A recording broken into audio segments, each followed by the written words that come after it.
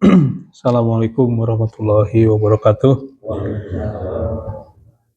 Innal hamdalillah nahmaduhu wa nasta'inuhu wa nastaghfiruh wa na'udzu billahi min shururi anfusina wa min sayyiati a'malina.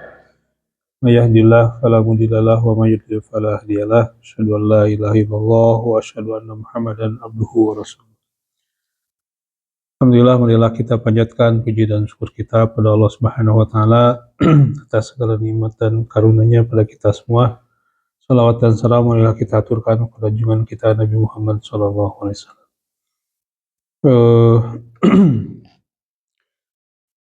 Setelah kita terputus atau terjeda ya 2 pekan yang lalu, kita akan melanjutkan mungkin untuk kajian dan tabur kita terhadap surat Al-Baqarah.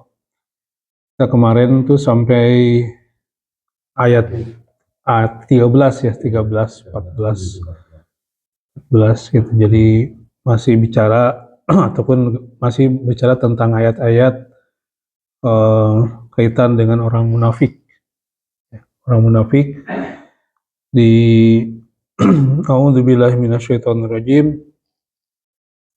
Wa idza qila lahum la tufsidu fil ardi. Di kita sebelumnya itu Allah Subhanahu wa taala bicara atau menerangkan tentang orang munafik dari aspek bagaimana perilaku mereka. Di ayat 12 itu wa idza qila lahum, ayat 11 ya, ayat 11 itu wa idza qila lahum la tufsidu fil ardi qalu innama nahnu muslihun ala innahum humul mufsidun walakin la yash'urun. Kemudian ayat ke-13 itu wa idza qila lahum aminu kama amanan nasu qalu anu'minu kama amanas sufaha ala innahum humus sufaha walakin la yash'urun. Walakin la ya'lamun. Jadi di 2 ayat ini Allah Subhanahu wa taala berfirman dengan diawali dengan wa idza qila. Dan mungkin sedikit telah dibahas wa idza qila dengan bahasa wa idza qila.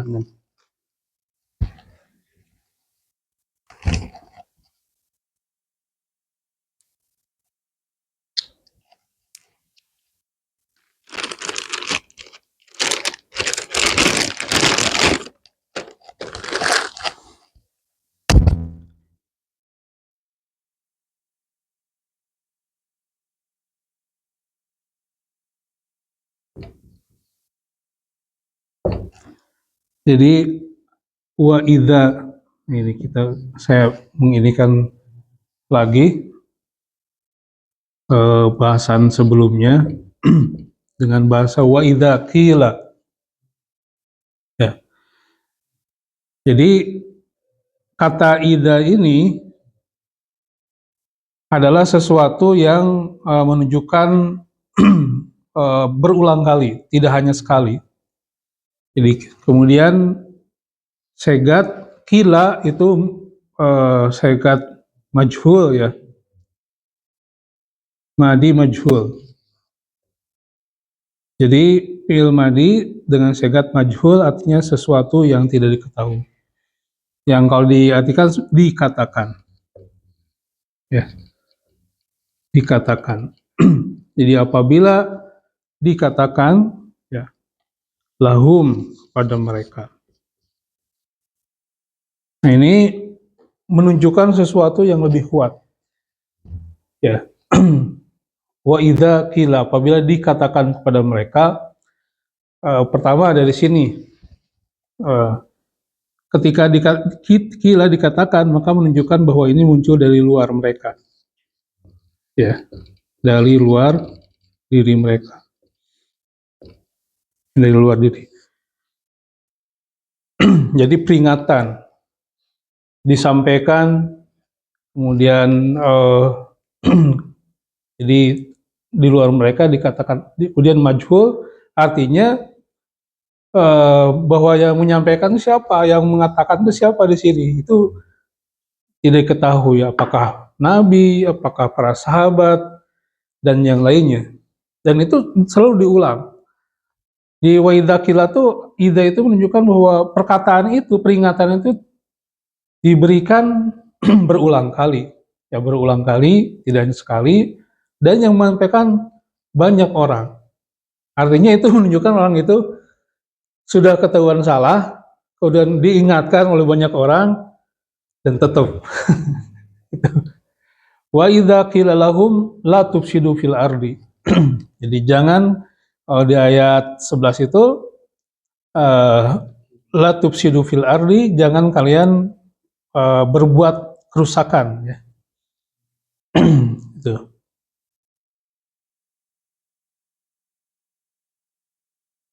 Jadi apa,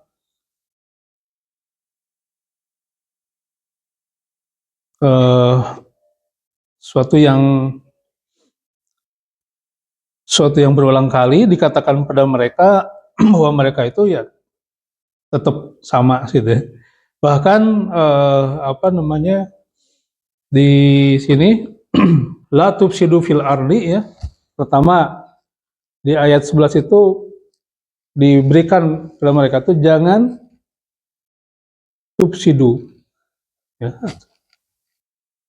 buat kerusakan. La tufsidu fil ardi. Jangan berbuat kerusakan di muka bumi.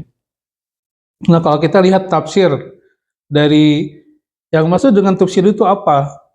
Yaitu dengan perbuatan nifak, kan gitu ya. Perbuatan munafiknya. Atau di sini perbuatan munafik itu kemaksiatan, ya. Maksiat. Dengan kemaksiatan, kemudian dengan kemungkaran dan perbuatan lainnya. Jadi di sini pasar di sini adalah, kalau kita lihat dari tafsir-tafsirnya, adalah lebih kepada aksi mereka. Jadi perkataan mereka, kemudian apa namanya, sikap mereka, kemudian itu di sini targetnya. Jadi perbuatan-perbuatan yang mana di situ menimbulkan kerusakan, baik itu hubungan antar manusia, ya, maupun yang lainnya. Kita dapatkan di dalam apa namanya, sirah, ya. Walaupun Ibnu Katsir, ya, di dalam ayat ini mengomentari la tufsidu fil ardi, itu kerusakan yang diakibatkan oleh orang munafik itu akan lebih besar, ya, kejadiannya itu setelah masa Nabi. Gitu. Jadi ketika itu, karena ayat Al-Baqarah ayat ini diturunkan di awal-awal Hijriyah, bahkan sebelum Perang Badar, nah itu belum kelihatan kerusakan, perbuatan yang merusak dari orang-orang munafik. Gitu. Kata Salman Al-Farisi bahwa kerusakan ini akan banyak terjadi setelah kami, gitu, setelah masa kami, jadi setelah masa sahabat. Jadi itu kata Salman Al-Farisi. Dan kalau kita lihat di sejarah, di tarikh, ya, bahwa zaman Nabi saja itu banyak, ya, yang perbuatan mereka yang membuat kerusakan, ya. Jadi contoh seumpama ketika eh, apa, perang Uhud, ya, ketika perang Uhud itu bagaimana provokasi-provokasi mereka yang maka untuk tidak taat pada Nabi SAW, mengikuti perang, gitu kan. Di perjalanan mereka nggak usah ikut perang, gitu. Bahkan di dalam ayat itu inna buyutana aurah, gitu kan, bahwasanya itu rumah-rumah kita di Madinah itu kan harus dijaga, gitu kan, harus dijaga. Kenapa mesti keluar Madinah, gitu. Jadi ungkapan-ungkapan yang kalau kita lihat di ayat ini, la tufsidu bil ardi, mereka mengatakan qalu, di sini jawabannya apa? Qalu innama nahnu muslihun. Jadi mereka mengklaim bahwasanya mereka itu adalah orang yang berbuat baik. Jadi contoh di ayat ini, ya. Jadi dari ayat ini dikatakan ketika dikatakan kepada mereka, kalian jangan berbuat kerusakan, terus mereka mengatakan, lah kami kan berbuat kebaikan, gitu. Contoh apa? Contoh tadi semua di perang Uhud, kan kami kebaikan menjaga wilayah, menjaga rumah kita, gitu kan, menjaga rumah dari serbuan musuh di dalam kota Madinah. Kan itu kan kebaikan ya. Padahal sebenarnya mereka telah kerusakan ya. Padahal dengan provokasi mereka ya menahan orang untuk tidak ikut perang sama Nabi itu lebih bahaya kan, adalah kerusakan. Kalau seumpama orang-orang kafir Quraisy itu pasukannya masuk ke Madinah dan menghancurkan Madinah gitu kan. Jadi kesepakatannya waktu itu untuk menghadapi mereka di luar kota Madinah. Jadi seperti itu. Jadi orang-orang ini adalah orang-orang yang di tatarannya di ini selalu berbuat kerusakan gitu kan. Jadi eh, perbuatan ini ya seringkali diulang, diingatkan oleh manusia untuk tidak berbuat rusak. Ya. Kemudian seperti hanya masih diror, contoh masih diror, kejadian masih diror, itu kan membuat masjid itu kan masa jelek gitu. Kami kan berbuat kebaikan, perbaikan gitu kan. Tetapi kan niatnya bukan itu. Niatnya itu adalah untuk memecah belah kaum muslimin gitu kan. Sehingga di dalam Al-Quran itu masjid dan diroron atau apa taprikon ya untuk membuat perpecahan di dalam kaum muslimin. Jadi kalau di teori iceberg ya, jadi di teori gunung es di laut gitu ya. Nah ini di tataran atasnya gitu kan, di tataran yang nampak gitu, permukaan gitu di situ. Jadi di sini perkataan gitu kan, perbuatan, kemudian sikap itu adalah tataran atasnya. Ini di tataran atasnya ini berbuat kerusakan, berbuat kejahatan. Nah kalau kita bagai ini kan mereka tuh kan kenapa munafik gitu kan, kalau kita lihat kenapa munafik, karena mereka itu ya punya di dalamnya ini, di belakangnya ini, jadi bawahnya ini nih, jadi yang lebih besar kan itu ya. Jadi kalau kita ini kan ini bisa lebih besar gitu sih. Jadi tataran keyakinan, terus keimanan ya, niat, ini sudah tidak beriman ya, tidak beriman. Kemudian kenapa mereka menampakkan keimanan? Karena mereka oportunis gitu kan, mereka hipokrit, katanya mereka itu punya keinginan untuk menguasai Madinah ya. Nah ketika melihat kaum muslim orang-orang masuk Islam, nah mereka kan takut kehilangan masa gitu. Nah kemudian di awal-awal ketika Rasulullah datang, wah kok banyak orang masuk ini, udahlah gak apa-apa, nanti kita akan gulingkan dengan mereka berkoalisi dengan Yahudi gitu kan. Jadi sebelum Islam datang, mereka tuh sudah punya, terutama Abdullah bin Ubay bin Salul itu punya rencana ataupun akan digadang-gadang akan menjadi pimpinan di Madinah. Nah ketika Islam datang ke sini ke Madinah, masih melihat di awal tahun itu ini nanti bisa diinikan lagi lah kita akan kita singkirkan gitu. Karena kaum muslimin belum kelihatan kekuatannya. Nah setelah perang Badar itu baru kelihatan, wah ternyata ini Muhammad ini bukan sesuatu yang lemah gitu kan. Orang Mekah saja gitu kan yang dengan kejadian perang Badar bisa dikalahkan. Nah di situ mulai mereka kekhawatiran. Nah di situ mulai ada aksi dari munafiknya, penghasutan, kemudian kalau setelah perang Badar, Uhud, kemudian perang Uhud kelihatan tuh mulai aksinya tuh. supaya kaum muslimin tidak menang lagi gitu. Supaya kaum muslimin tidak memenangkan perangan di dalam perang Uhud gitu kan.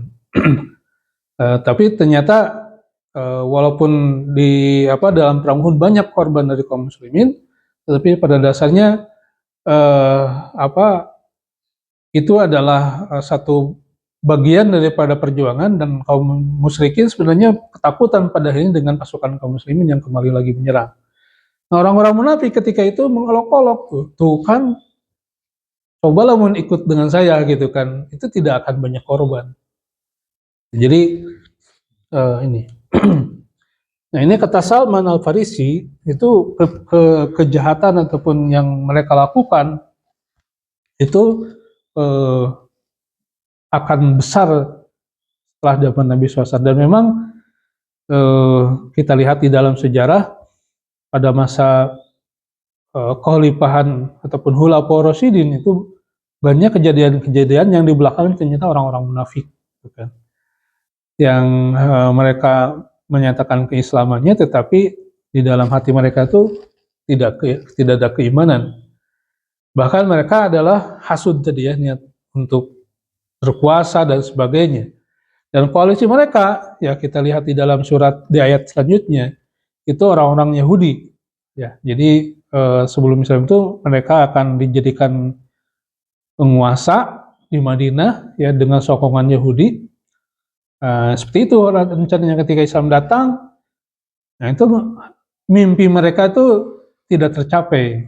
Ya, jadi sebenarnya nah, di sini, jadi di belakang mereka itu adalah orang-orang Yahudi. Ya.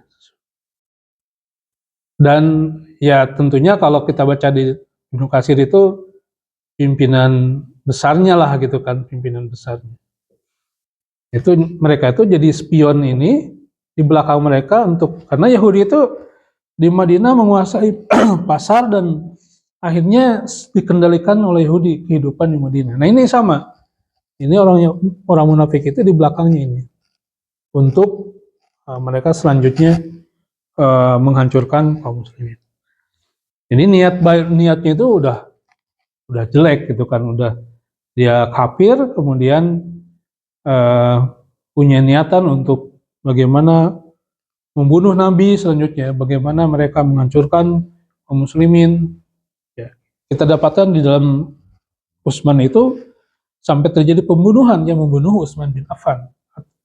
Itu kan diprovokasi dengan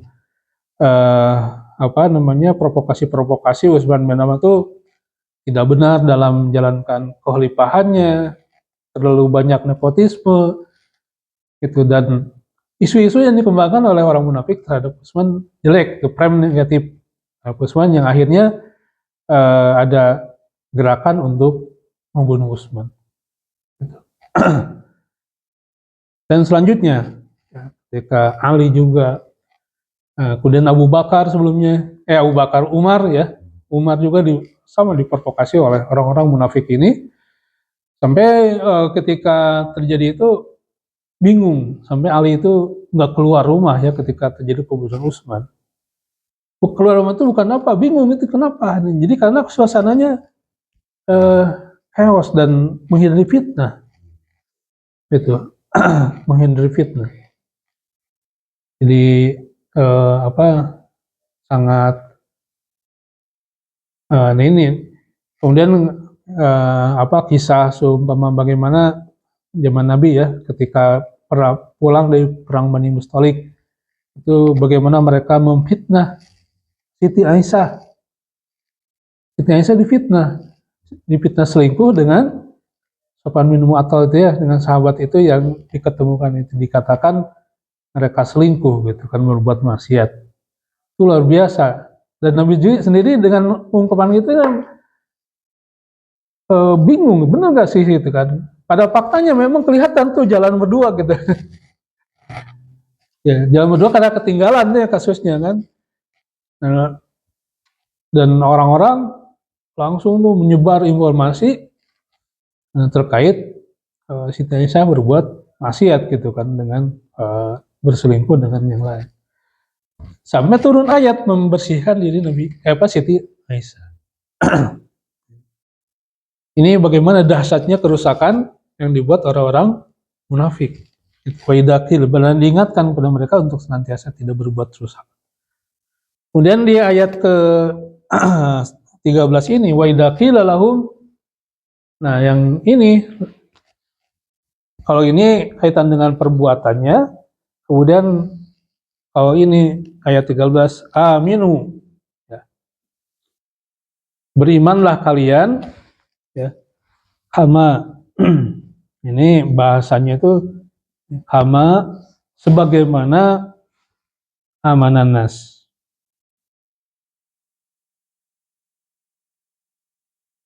Jadi dikatakan pada berimanlah kalian sebagaimana amanan nas, bagaimana orang-orang beriman. Nah, ma ini itu menunjukkan kepada tidak hanya bentuk di keimanan, ya, tidak hanya dalam bentuk keyakinan, tapi realitas kehidupan, ya. Mereka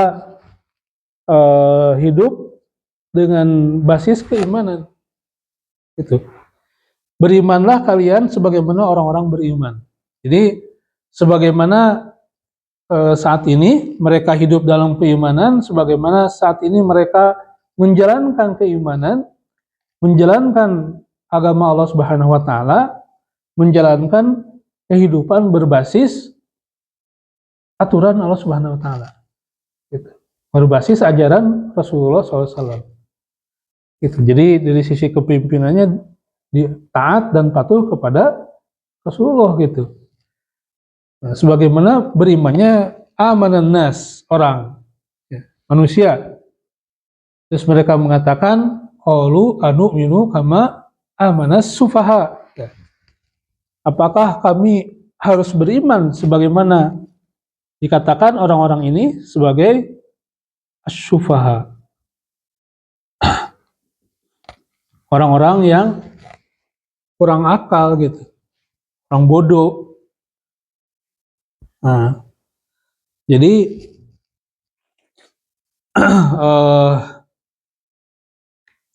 mereka mengatakan bahwasanya para sahabat, ya, bahkan Rasulullah, ya, dikatakan sebagai orang-orang bodoh. Jadi luar biasa ini kemunafikan orang-orang munafik ini. Para sahabat yang orang-orang yang taat dan iman itu dikatakan sebagai orang yang bodoh. Jadi di dalam Al-Quran kata-kata syafaha itu atau syafihun itu orang yang kurang akal gitu kan. Sebagaimana kalau tentang harta, wala tu'tus sufaha'a amwalakum. Jadi janganlah kalian memberikan harta kalian terhadap as-sufaha, orang-orang yang secara bahasa orang-orang yang kurang akal, itu terhadap anak yang belum dewasa. Jadi harta anak yatim ataupun ini kita jangan memberikan harta terhadap anak-anak, ya, yang belum dewasa. As-sufaha, gitu, wala tu'tus sufaha amwalakum. Jadi jangan kalian memberikan harta terhadap orang yang masih kurang akal. Ini orang-orang beriman, orang-orang munafik dikatakan bodoh gitu. Sekarang juga banyak, ya, seringkali ada ungkapan kepada orang-orang yang beriman atau orang-orang yang patuh kepada kebenaran, itu bodoh. Iya, sering ada. Jadi itu ungkapan itu, ya, walaupun dengan bahasa yang berbeda, ya, tapi intinya begitu.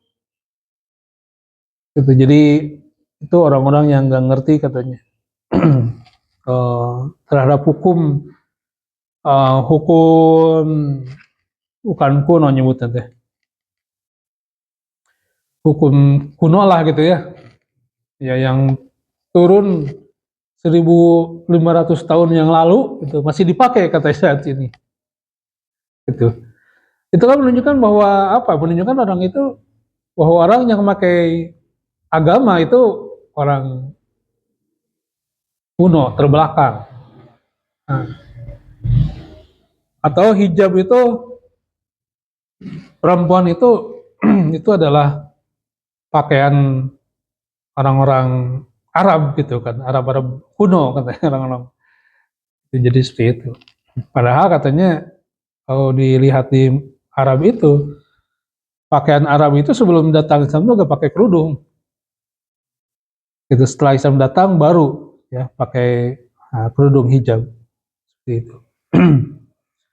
Nah ini apa namanya fenomena munafik ya. Jadi ketika dikatakan kepada mereka, janganlah kalian berbuat kerusakan, mereka mengatakan kami berbuat kebaikan. Nah kemudian ketika dikatakan berimanlah kalian sebagaimana berimannya orang-orang, mereka mengatakan apakah kami harus beriman sebagaimana orang-orang bodoh itu beriman? Kata Allah Subhanahu wa taala dijawab ala innahum husufaha walakin la ya'lamun gitu kan. Ingatlah bahwasanya mereka adalah orang-orang yang bodoh tetapi mereka tidak mengetahui kebodohan mereka. Atau kalau di ayat ke mana sebelumnya di ayat 11 atau di ayat 12 Allah Subhanahu menjawab ketika mereka berbuat dilarang ataupun diingatkan untuk tidak berbuat kerusakan lalu mereka mengatakan muslihun, maka kata Allah ala innahum humul mufsidun, sesungguhnya mereka lah orang-orang yang berbuat rusak tetapi tidak sadar.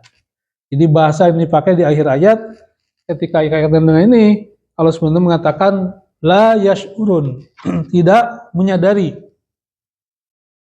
perbuatannya bahwa perbuatan itu rusak gitu, bahwa perbuatan itu berbuat kerusakan. Ya, bahwa perbuatan mereka itu adalah kerusakan. Jadi la yash'urun, mereka tidak menyadari. Nah, ketika bicara tentang ini, aminu kama amanan nas, berimanlah kalian sebagaimana berimannya orang-orang.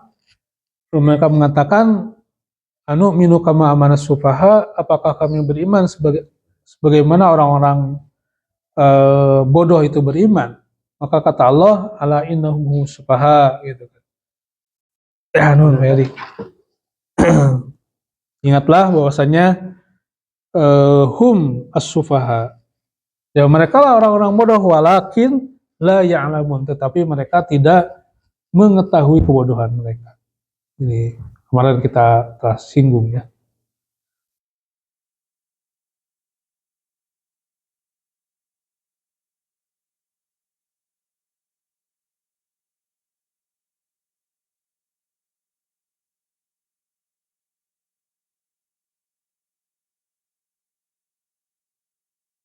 Waduh.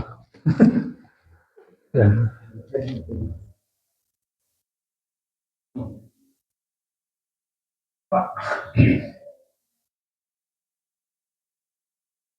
Apa?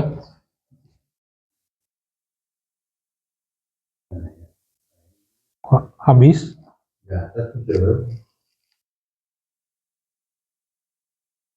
Oh.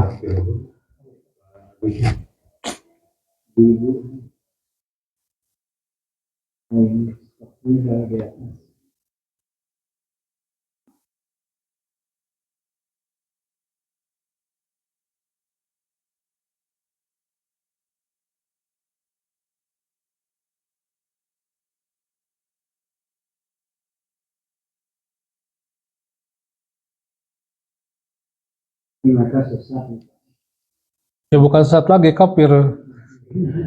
Mereka tuh tahu tapi tidak beriman. Jadi kan kalau kata Imam Al-Baghawi itu apa lagi?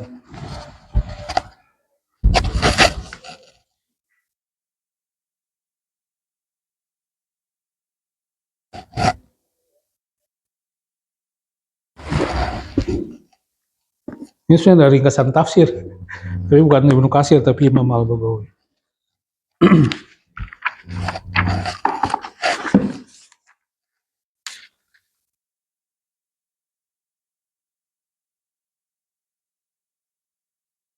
Jadi kalau kata Imam Al-Baghawi itu wa amma kufur nifaq bahwa ayyukira bil lisani wala ya'taqid bil qalbi.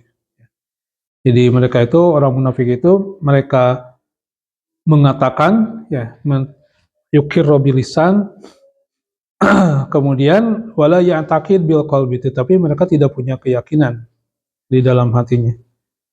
Jadi di sini pihak yang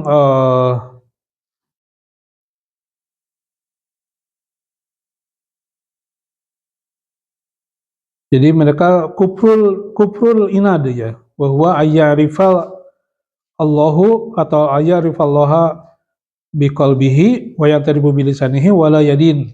Jadi orang yang mengetahui tentang kebenaran, yang mengetahui tentang Allah Subhanahu wa taala ya, kemudian mereka menyatakan ataupun dengan lisannya, tetapi wala yadin, tetapi mereka tidak tidak beragama gitu. tidak meyakini gitu kan, seperti itu ya.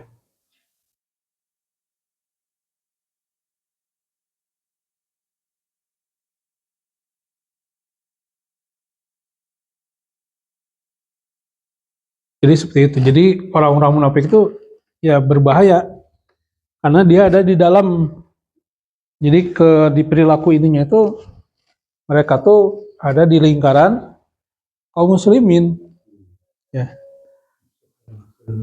Nah, bisa jadi ya memang begitu. Jadi itu adalah seperti itu. Dan mereka tidak akan diam. Dan kita mendapatkan di konteks saat ini juga bahwasanya orang-orang itu orang-orang kafir ya.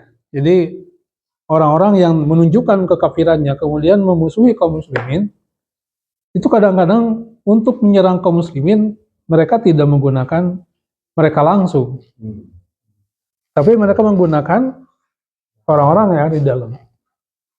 Makanya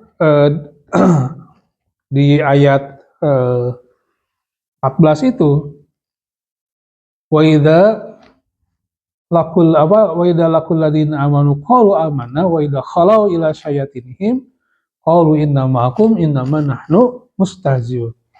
Jadi bahasa yang dipakai dalam Al-Qur'an wa idza khalau ila syayatinihim, apabila mereka kembali kepada pemimpin-pemimpin mereka, sebagian pasien mengatakan begitu, sebagian mengatakan bahwa syayatinihim adalah setan-setan mereka.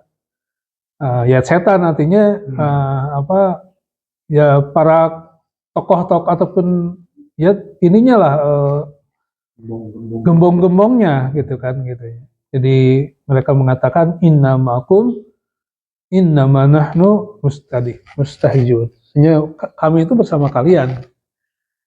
Nah itu orang-orang ini. Jadi ketika dengan orang-orang beriman itu masyarakat muslimin ada di sini, tetapi mereka punya di luar ini mereka berhubungan dengan orang kafir gitu kan, kafir harbi ya tentunya. Yang inilah yang di belakang mereka. Yang orang-orang ini ketika memusuhi kaum muslimin menggunakan orang munafik ini. Gitu. Maka dalam ini ada beberapa penafsiran ya. Jadi syayatinihim itu sadatihim wa kubaraihim min ahbaril wufud. Jadi syayatin itu adalah para tokoh ya, para syadat itu para pemimpin dan tokoh-tokoh besar dari kalangan Yahudi ya, tokoh musyrikin Quraisy dan para pemuka munafik. Jadi ini kata siapa?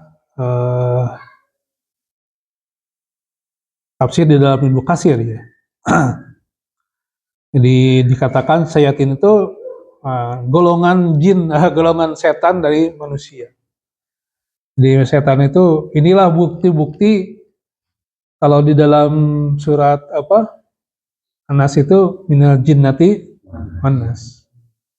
Jadi bisikan setan, yang setan itu dari jin, dari golongan jin dan golongan manusia. Inilah setan manusia, gitu kata Imam Masudi ya. Bisa dua-duanya. Nah, tapi setan saat ini lebih kepada sifat. Jadi kalau setan yang golongan jin itu bisa jadi itu membentuk gitu. Tapi di manusia ya setan tuh yang masuk gitu kan, sifat gitu. Nah ini makanya para mufasir itu mengatakan bahwa sayatinihim di sini adalah setan berupa manusia. Minal jinnati wan nas. Nah ini wan nas tuh ini. Di idza khala ila syayatinihim itu adalah ini. Jadi kalau kata Imam Ad-Dhahhak, kemudian yang meriwayatkan dari Ibnu Abbas mengatakan bahwa setan di sini adalah orang-orang munafik ya, yang berkoalisi, dia bersekongkol dengan orang-orang Yahudi ya, atau orang-orang yang memusuhi kaum muslim. Jadi jadi syayatin itu adalah ahbarul Yahud ya, kemudian musyrikin, jadi tokoh-tokoh musyrik, kemudian orang-orang munafik yang pemimpin orang munafik. Jadi ini bukti bahwa mereka itu ketika bahwa di belakangnya itu ada backing-backingnya gitu, ada para aktor intelektual yang menopang mereka, yang mereka berkoalisi dengan gitu. Ini wa idza khalau ila syayatinihim qalu innamakum innama nahnu mustahjiun. Ini Ibnu Ishaq ya, seorang periwayat, dan dia banyak meriwayatkan tentang sirah ya. Dia mengatakan bahwa wa idza khalau ya syirim adalah kaum Yahudi yang memerintahkan mereka untuk mendustakan dan menyalahi apa yang dibawa Rasulullah SAW. Jadi kata Ibnu Ishaq begitu. Jadi mana retorisnya itu sayatinihim itu digunakan sebagai majaz ya. Jadi metafor yang menunjuk kepada orang-orang yang memprovokasi ya, orang-orang yang membisikkan kekufuran, atau orang yang memberikan dukungan batin dalam persekongkolan terhadap kebenaran. Itu makna retoriknya lah gitu, makna majazinya seperti itu. Jadi dalam konteks ini mereka bukan jin tetapi pemuka masyarakat ya, dari kalangan Yahudi, kemudian pemimpin munafik dan musyrik yang memainkan peran seperti setan gitu kan, membisikkan keraguan, menyebarkan kebohongan dan melemahkan keimanan. Iya, buzzer itu kan begitu. Pokoknya mah ngegoreng kuma. Jadi ada keterangan lain bahwa orang munafik itu ya di belakangnya ada dunia gitu kan, target dunia mereka gitu. Iya, jadi niatnya itu udah, makanya muncul perbuatan-perbuatannya sana gitu kan. Orientasinya misalnya apapun yang terjadi, mau mencilat orang ataupun dilakukan sama mereka gitu, asal targetnya tercapai. Ya kan ada kan orang yang kesana kemari gitu. Bahkan tidak segan-segan untuk ada juga yang konsisten ada di pihak tertentu dan nggak segan-segan untuk menunjukkan kebohongan-kebohongan untuk menjatuhkan mereka. Jadi tadi ya, jadi perbuatan mereka tuh kadang ngasih solusi, ngasih opsi untuk pilihan dipilih ya, Padahal pilihan itu menjauhkan dari agama. Gitu. Jadi ya ini ya apa namanya menjadi satu opsi, tapi itu menjauhkan. Gitu. Contoh-contoh lain cuma sekularisme yang digembuskan ya. Itu ini untuk menguatkan nasionalisme gitu kan, sehingga tidak yang lain tidak boleh masuk ya. Kalau dengan kasus Turki itu kan sampai adanya diganti dengan bahasa Turki, nggak boleh ada unsur agama dalam tatanan masyarakat Arab kalau macam itu kan katanya kalau lihat itu kan opsi. Nah ini kan kita menguatkan nasionalisme kita dengan bahasa yang dipakai gitu kan, agama ataupun bahasa-bahasa Arab jangan dipakai. Itu zaman ya di kasus Turki gitu kan. Dan ketika ada di satu pulau apa ya yang kemarin sempat di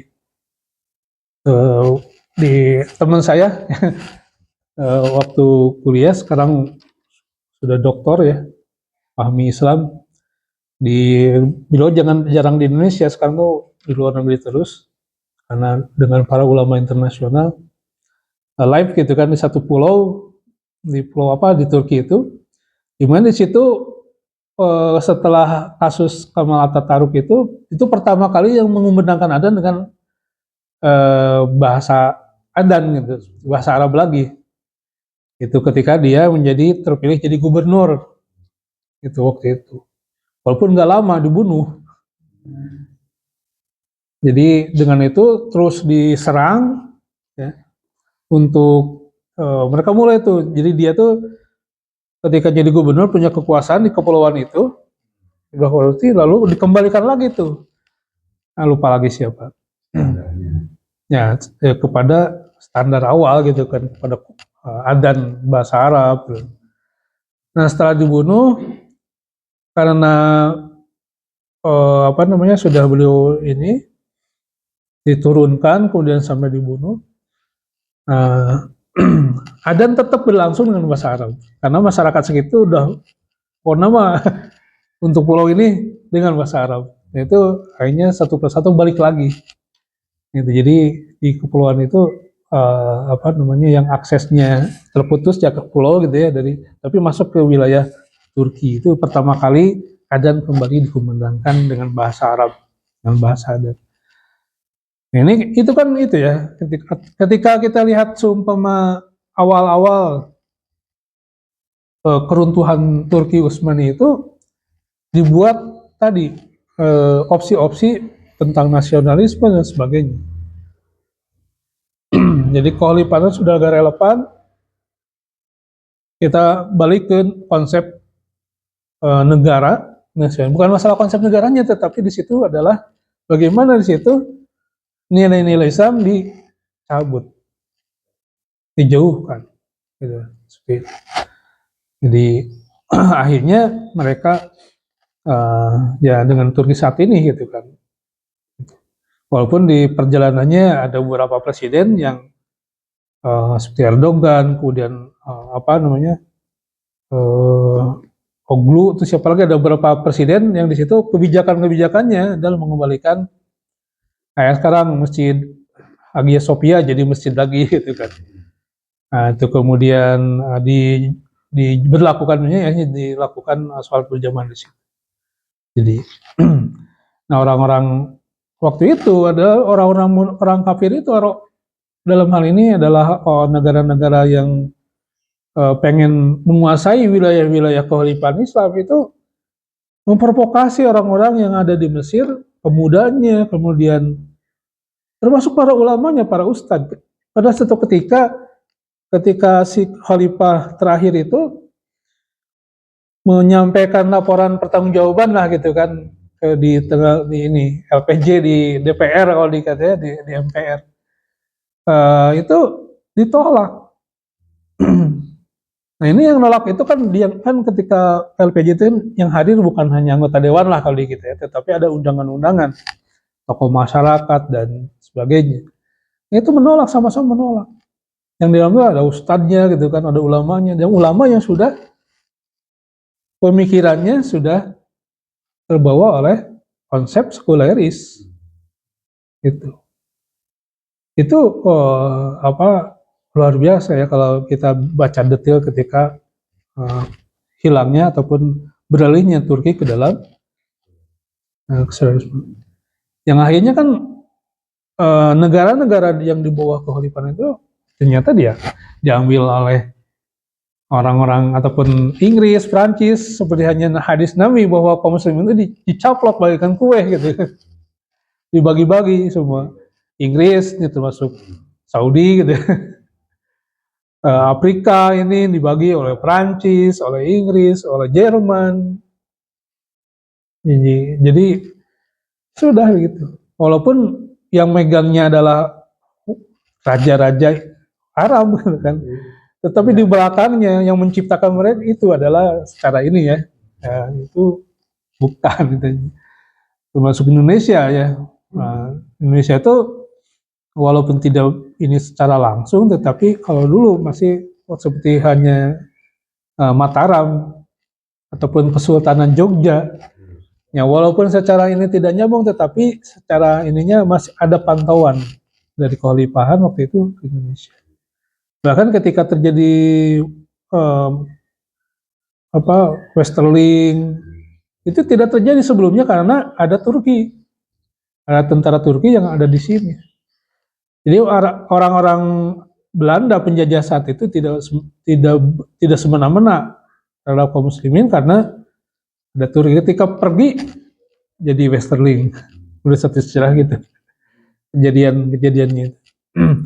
Ini menghancurkan kaum muslimin itu dengan tangan-tangan orang munafikin.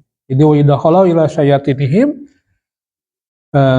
mereka mengatakan innamakum innama nahnu mustahziun. Jadi sebenarnya kami ini adalah orang-orang yang bersama kalian gitu kan.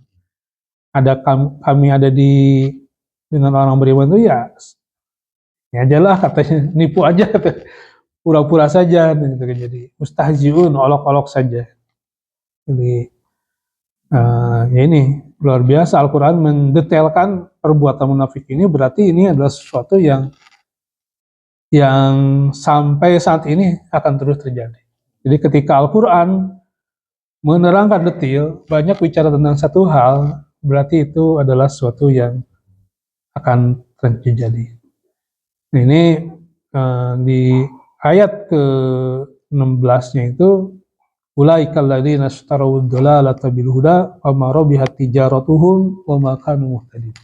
Kawito sering baca ya di subuh itu, mereka lah orang-orang yang ishtaraw, menjual ataupun membeli kesesatan dengan ishtaraw dalalah, memberi kesesatan dengan petunjuk. Ma rabihat tijaratuhum wa ma kanu muhtadin, maka dengan mereka itu tidak beruntung dan mereka tidak mendapatkan petunjuk. Jadi itu jadi mereka sudah ada di lingkungan yang benar, mereka sudah mendapatkan keterangan yang benar, terus mereka jual, gitu kan ibaratnya ya, mereka jual ditukar dengan kekafiran akibat ataupun dengan dunia yang menjadi target mereka, menjadi pemimpin, menjadi menguasai ini, karena keinginan itu digadaikan, itu keyakinan, digadaikan kebenaran yang mereka terima. Makanya ya jual ayat, kalau jual ayat dalam artian bagaimana mereka itu menjadikan ayat itu menjadi suatu alat saja, atau mereka menyingkirkan itu diganti dengan yang lain. Seperti itu. Maka di sini ulaika ladzina ishtaraw, bahasa Al-Quran dengan menjual. Arti jual itu kan ada penukaran. Ya, penukaran, jual beli kan tukar ya, tukar menukar gitu kan. Ini ada penukaran, ditukarnya kebaikan dengan kebatilan. Jadi mereka telah mendapatkan kebaikan, kebenaran, lalu mereka ganti dengan ad-dalalah, dengan kesesatan. Alhamdulillah begitu ini kajian kita pada pagi ini, semoga bermanfaat dan kita terhindar daripada kemunafikan. Billahi taufiq wal hidayah. Assalamualaikum warahmatullahi wabarakatuh. Waalaikumsalam.